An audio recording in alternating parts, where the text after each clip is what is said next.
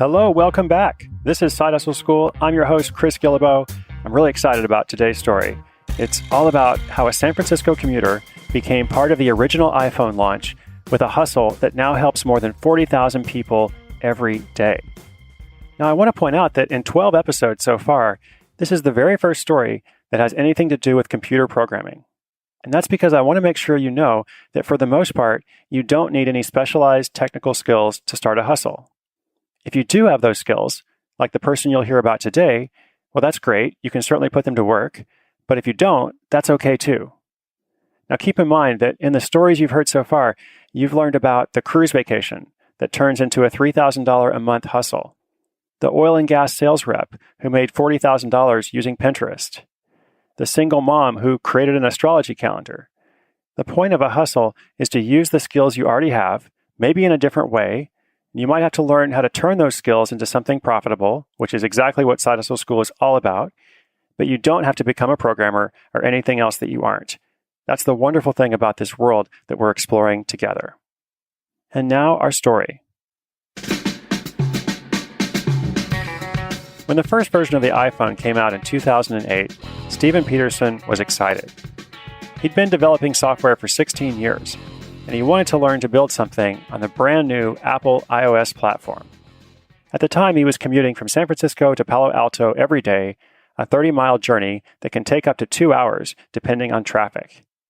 There were tens of thousands of people commuting to and from the Bay Area every day, just like Stephen, and every morning they all had the same question: what would traffic be like today?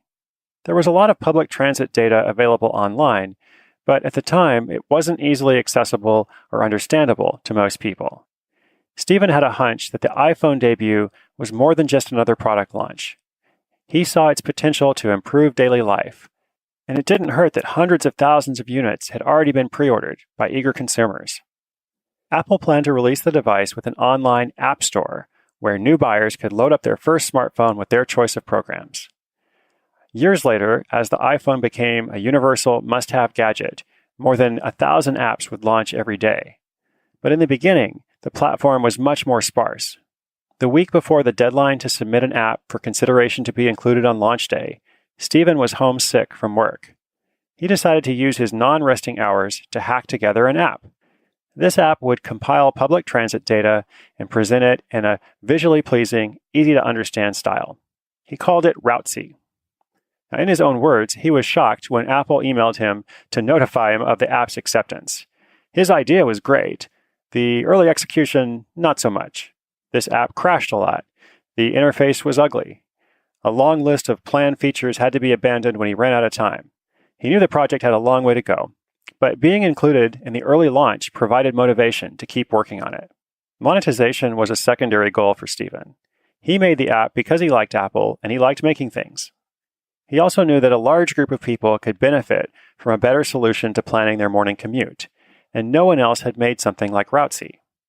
Still, the thought of earning extra cash was also appealing, so he signed up for an advertising network that would show banner ads to users on the bottom of the screen when using the app.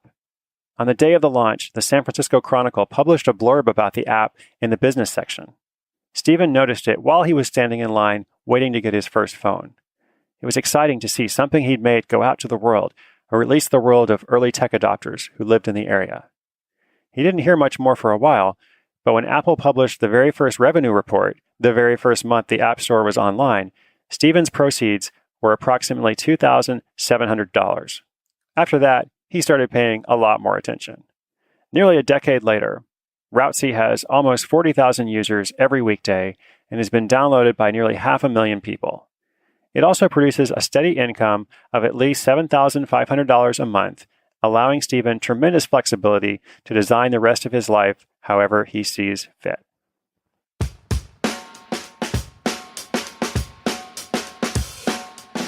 There's a really special feeling you get when you put your project out into the world, especially for the first time, your first hustle.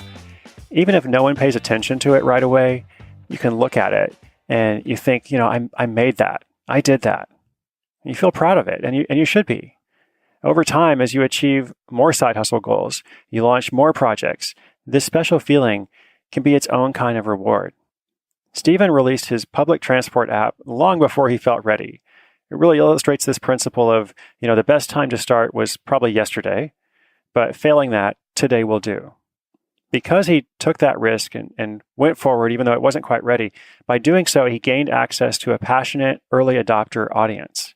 And so from day one of the iPhone launch, eager Bay Area commuters downloaded and used the app. And then he continued to improve and iterate, make it a much better product over time. Now, after working on this project for about 8 years as a side hustle while doing his day job, Stephen recently quit that day job to go full-time on the hustle. Well, it may not happen exactly like that for you, but if you listen to these stories, you begin applying them to your own hustle, you will see results over time. Remember, inspiration is good, but inspiration combined with action is so much better. And hey, if you'd like to say hi, just head over to sidehustleschool.com. Every day there's an original post with show notes about the lesson. You can also get a free 5-step hustle course. Nothing's for sale. I just want to make sure you are well supported as you go through the year and work on your hustle. I'm CHRIS GUILLEBEAU. This is Side Hustle School.